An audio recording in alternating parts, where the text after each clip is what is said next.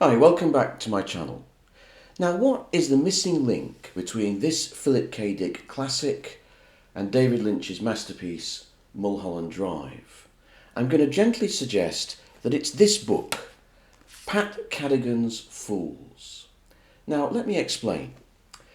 In 1974, Philip K. Dick released this novel, Flow My Tears, the Policeman Said. I don't think it's one of his best, but sci-fi and Philip K. Dick fans hold it in very high regard. Now, it's set in Hollywood, or in LA. And it's about this guy who's a famous talk show host and singer. And he's got everything in the world. He's got a beautiful wife, he's got mistress, blah, blah, blah. He's got a fantastic air car, he's got everything. And then one day, he wakes up in a hotel room and he's a nobody and he's got no identity. His identity has been taken away from him and everyone purports not to know him. And he finds himself in a world where identities can be bought and sold, or they can be drugged, or whatever. And he has to fight to get back to who he was. 20 years later, Pat Cadigan, a writer who I only found out about a month ago, wrote Fools. Now, this book is a very similar idea, right? So what it is, it starts out with this actress in this club, and she thinks this is her big moment when she's going to be announced as a new star. And then suddenly she has a brain slip, and you realise that actually she's a memory junkie. She's someone who buys other people's memories, right, for as a kind of drug. And then she gets sort of split personalities in her head and she doesn't know who the hell she is. And she realises she's not this actress, that she's actually a kind of prostitute, right? And she's in trouble with her pimp because she's been missing for 7 days while she's been on this memory fugue. And then you realise there's another personality buried underneath that of a brain cop who's actually using these personas to try and break a sort of illegal ring of organised criminals. So there's all these kind of multiplying personalities and identities. And of course, it's linked in with the idea of being an actress. This actress is a method actress. And she thinks she's got these multiple personalities because she's been getting too much into her role, you see. Then, 10 years later, David Lynch produces Mulholland Drive. Still, I think, one of the great films of the 21st century. A new kind of horror film where identity and the slippage of identity is the horror. And what do we find? We find Naomi Watts playing an actress. She seems to be getting a role, favoured by the director. But then there's a slip in the film, in its narration and its identity. And we find out that actually this is a fantasy. And that really she's a prostitute. You know, and her life is a desperate failure, having lost her girlfriend to this young director. And so we find that the themes of the slippage of identity from these two science fiction books come through in a film by David Lynch. And again, the common denominator is Hollywood and being an actor.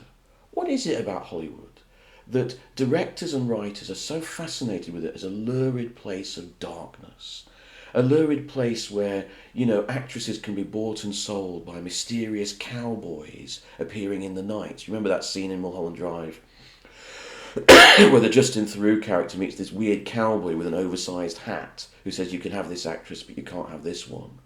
You know, what is it about Hollywood that it seems so dark and perverse and where identities slip, you know, and where acting becomes close to prostitution, becomes close to murder. These texts are anticipated way back, say, in 1950. In 1952, films came out, both of which I think are Hollywood masterpieces. The first is Sunset Boulevard by Billy Wilder. And what do we find here?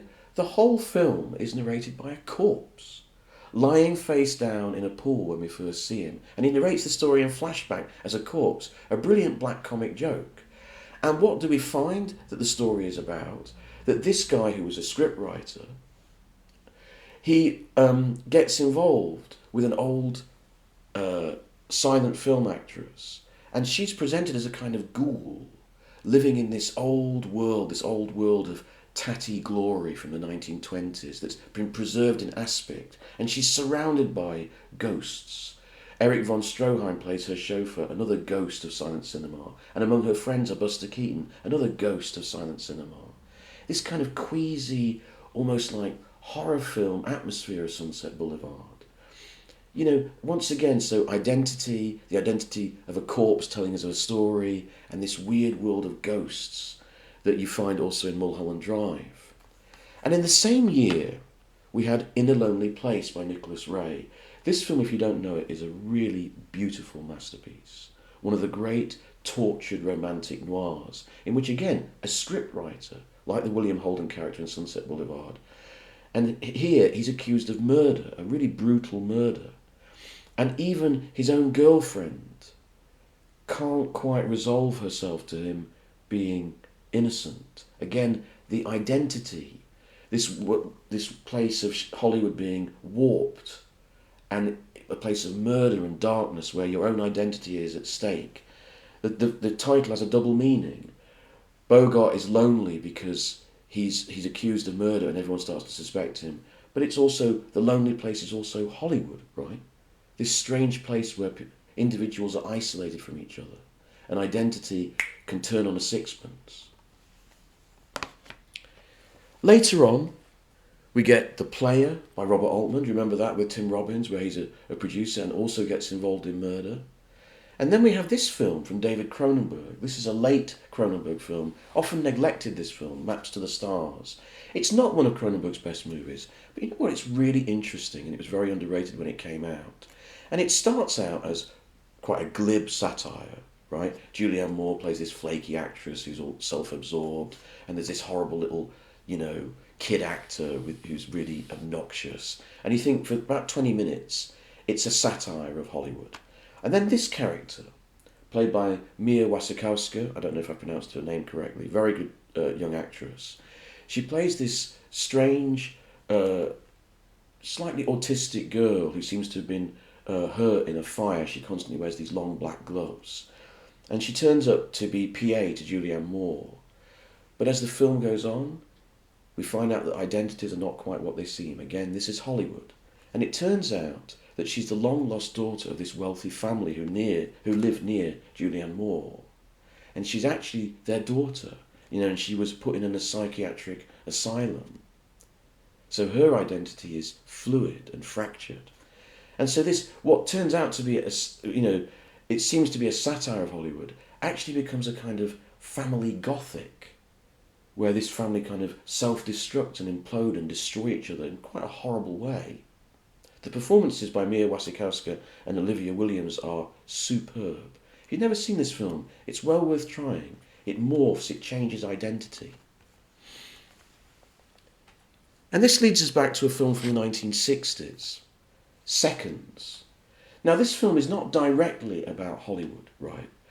But it's an interesting sort of complement to these things we've been talking about, these texts we've been talking about. It's about a businessman, a rather boring middle-class businessman in America, and he finds out about this secret organisation. And what they can do is they can change your identity. You can become someone new. You're bored of your life, you're bored of your wife, you're bored of the dog, you're bored of everything, your job, everything. You can change. We will physically change you and we'll give you a new life. And they turn him into Rock Hudson. And they give him this fantastic beach life in California with loads of gorgeous girls, jumping into the jacuzzi with him. And of course, this is an interesting film, right? Because Rock Hudson himself was leading a secret life. Underneath his public persona of this gorgeous matinee idol, he was gay. And he was, in the 80s, he was one of those actors who died of AIDS. And it was one of the first actors to be sort of outed by AIDS. And so this sort of matinee idol star, his secret life was revealed. And it was all signposted intriguingly in this film. So this film is about a change of identity, but it also had a change of identity actually in its making, because Rock Hudson himself was leading a double life. And in the end, this guy can't stand being Rock Hudson. He wants to go back to being himself, and a terrible revenge is taken, which is rather awkwardly signposted on the cover of this DVD. If you've never seen this film, it is absolutely brilliant. It's one of the great paranoia movies of the US. But again, it makes you think, why is it that so many writers and directors see Hollywood and California and the good life out there as so horrible and dark, murderous and perverse? This is probably the ultimate, version of that, ultimate incarnation of it. And I just wanted to ask that question. It's a theme that keeps coming up and up over and over again. And it seems to be something that tortures the minds of so many screenwriters and directors. And I wondered if you could think of any other instances and what you think of that as a theme in constantly ongoing in movies. Thanks very much.